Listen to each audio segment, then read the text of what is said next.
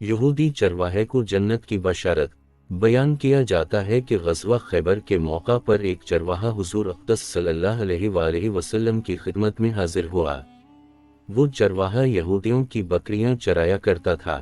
جب دیکھا کہ خیبر سے باہر مسلمانوں کا لشکر پڑاؤ ڈالے ہوئے ہیں، اس کے دل میں خیال آیا کہ میں جا کر ان سے ملاقات کروں اور دیکھوں کہ یہ مسلمان کیا کہتے ہیں اور کیا کرتے ہیں۔ چنانچہ بکریاں چراتا ہوا مسلمانوں کے لشکر میں پہنچ گیا اور ان سے پوچھا، تمہارا سردار کہاں ہے؟ صحابہ کرام نے بتایا کہ ہمارے سردار حضور صلی اللہ علیہ وآلہ وسلم اس خیمے کے اندر ہیں۔ پہلے تو اس چرواہے کو ان کی باتوں پر یقین نہیں آیا۔ اس نے سوچا کہ اتنے بڑے سردار ایک معمولی سے خیمے کے اندر کیسے بیٹھ سکتے ہیں۔ اس کے ذہن میں یہ بھی تھا کہ جب آپ اتنے بڑے بادشاہ ہیں تو بہت ہی شان و شوکت اور ٹھاٹ باٹ کے ساتھ رہتے ہوں گے، لیکن وہاں تو کھجور کے پتوں کی چٹائی سے بنا ہوا ایک خیمہ تھا۔ خیر، وہ چرواہا اس خیمے کے اندر آپ صلی اللہ علیہ وآلہ وسلم سے ملاقات کے لیے داخل ہوا اور آپ سے ملاقات کی اور پوچھا کہ آپ کیا پیغام لے کر آئے ہیں اور کس بات کی دعوت دیتے ہیں۔ حضور اقدس صلی اللہ علیہ وآلہ وسلم نے اس کے سامنے اسلام اور ایمان کی دعوت رکھی اور اسلام کا پیغام دیا۔ اس نے پوچھا کہ اگر میں اسلام کی دعوت قبول کر لوں تو میرا کیا انجام ہوگا اور کیا رتبہ ہوگا؟ حضور اقدس صلی اللہ علیہ وآلہ وسلم نے ارشاد فرمایا کہ اسلام لانے کے بعد تم ہمارے بھائی بن جاؤ گے اور ہم تمہیں گلے سے لگائیں گے۔ اس چرواہے نے کہا کہ آپ مجھ سے مذاق کر رہے ہیں، میں کہاں اور آپ کہاں؟ میں ایک معمولی سا چرواہا ہوں اور میں ایک سیاہ فام انسان ہوں، میرے بدن سے بدبو آ رہی ہے، ایسی حالت میں آپ مجھے کیسے گلے سے لگا سکتے ہیں؟ حضور اقدس صلی اللہ علیہ وآلہ وسلم نے فرمایا کہ ہم تمہیں ضرور گلے سے لگائیں گے اور تمہارے جسم کی سیاہی کو اللہ تعالیٰ مٹا دے گا، اور اللہ تعالیٰ تمہارے جسم سے اٹھنے والی بدبو کو خوشبو سے تبدیل کر دیں گے۔ یہ بات سن کر وہ فوراً مسلمان ہو گیا اور کلمہ شہادت پڑھ لیا۔ پھر حضور اقدس صلی اللہ علیہ وآلہ وسلم سے پوچھا کہ یا رسول اللہ صلی اللہ علیہ وآلہ وسلم میں کیا کروں؟ آپ صلی اللہ علیہ وآلہ وسلم فرمایا کہ تم ایسے وقت پر ایمان لائے ہو کہ نہ تو اس وقت کسی نماز کا وقت ہے کہ تم سے نماز پڑھواؤں اور نہ ہی روزے کا زمانہ ہے کہ تم سے روزہ رکھواؤں۔ زکوٰۃ تم پر فرض نہیں ہے، اس وقت تو صرف ایک ہی عبادت ہو رہی ہے جو تلواروں کی چھاؤں میں انجام دی جاتی ہے، وہ ہے جہاد فی سبیل اللہ۔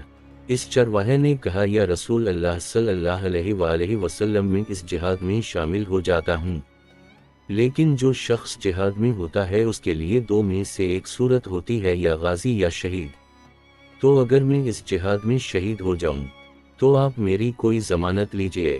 حضور اقدس صلی اللہ علیہ وآلہ وسلم نے فرمایا کہ میں اس بات کی ضمانت لیتا ہوں کہ اگر تم اس جہاد میں شہید ہو گئے تو اللہ تعالیٰ تمہیں جنت میں پہنچا دیں گے اور تمہارے جسم کی بدبو کو خوشبو سے تبدیل فرما دیں گے اور تمہارے چہرے کی سیاہی کو سفیدی میں تبدیل کر دیں گے۔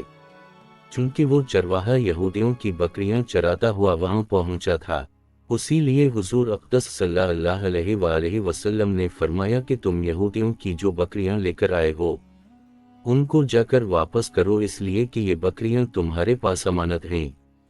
اس بات سے یہ اندازہ لگائیں کہ جن لوگوں کے ساتھ جنگ ہو رہی ہے، جن کا محاصرہ کیا ہوا ہے، ان کا مال غنیمت ہے، لیکن چونکہ وہ چرواہا بکریاں معاہدے پر لے کر آیا تھا، اس لیے آپ نے حکم دیا کہ پہلے وہ بکریاں واپس کر کے آؤ، پھر آ کر جہاد میں شامل ہونا۔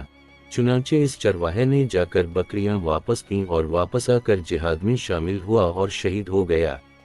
جب جنگ ختم ہو گئی تو حضور اقدس صلی اللہ علیہ وآلہ وسلم لشکر کا جائزہ لینے لگے۔ ایک جگہ آپ نے دیکھا کہ صحابہ کرام کا مجمع اکٹھا ہے۔ جب آپ قریب پہنچے تو ان سے پوچھا کہ کیا بات ہے؟ صحابہ کرام نے فرمایا، جو لوگ جنگ میں شہید ہو گئے ہیں ان میں سے ایک آدمی ایسا بھی ہے کہ جس کو ہم سے کوئی نہیں پہچانتا۔ آپ صلی اللہ علیہ وآلہ وسلم نے فرمایا کہ مجھے دکھاؤ۔ جب آپ نے دیکھا تو آپ نے فرمایا، تم اس شخص کو نہیں پہچانتے مگر میں اس شخص کو پہچانتا ہوں، یہ چرواہا ہے اور یہ وہ عجیب و غریب بندہ ہے جس نے اللہ کی راہ میں ایک بھی سجدہ نہیں کیا، اور میں اس بات کی گواہی دیتا ہوں کہ اللہ تعالیٰ اس کو سیدھا جنت الفردوس میں پہنچا دیا ہے، اور میری آنکھیں دیکھ رہی ہیں کہ ملائکہ اس کو غسل دے رہے ہیں اور اس کی سیاہی سفیدی میں تبدیل ہو گئی ہے اور اس کی بدبو خوشبو سے بدل گئی ہے۔ حاصل اس واقعہ سے ہمیں یہ سبق ملتا ہے کہ اندازہ کیجئے اگر کچھ عرصہ پہلے اس چرواہے کو موت آ جاتی تو سیدھا جہنم میں چلا جاتا، اور اب اس حالت میں موت آئی کہ ایمان لا چکا ہے اور سرکہ دو عالم صلی اللہ علیہ وآلہ وسلم کا غلام بن چکا ہے۔ تو اب اللہ تعالیٰ نے اتنا بڑا انقلاب پیدا فرما دیا، اسی لیے فرمایا اعتبار خاتمے کا ہے۔ اسی لیے بڑے بڑے لوگ لرزتے رہتے ہیں اور یہ دعا کرتے رہتے ہیں کہ یا اللہ ہمارا خاتمہ ایمان پر فرما۔ میری یہ دعا ہے کہ اللہ تعالیٰ ہم سب کو اس سے سبق حاصل کر کے اس پر عمل کرنے کی توفیق عطا فرمائے، آمین۔